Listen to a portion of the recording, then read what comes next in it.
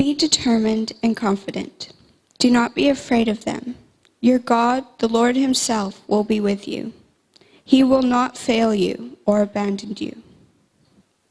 Deuteronomy 31:6. This passage makes me feel so happy. We are not alone, ever. He will not abandon us.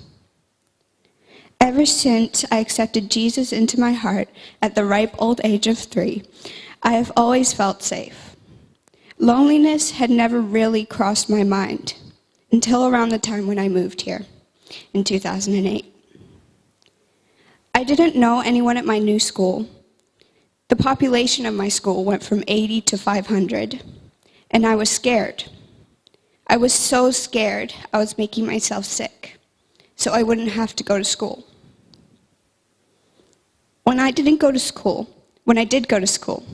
I would cry my eyes out. I always sit alone because I had no friends. I remember one night when I was 9, I prayed that I could make friends so that I wouldn't feel lonely. Sorry. The next day at school, I started crying my eyes out as usual, but a friendly dog started licking my face. That's when I met Rebecca. She was an amazing friend to me, and we didn't really get that close until year 6, but I was really lonely in year 6, and she just came, and it was great. I realized much later on that God had sent me Rebecca on this day to show me that he was listening and he was there.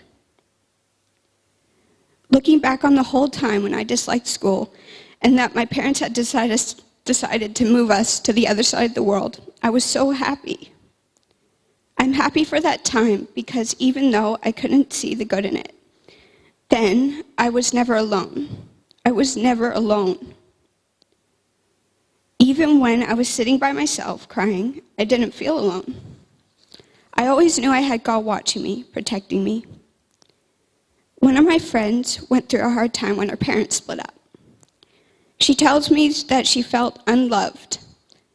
She felt alone. It got me thinking, why didn't she lean on God?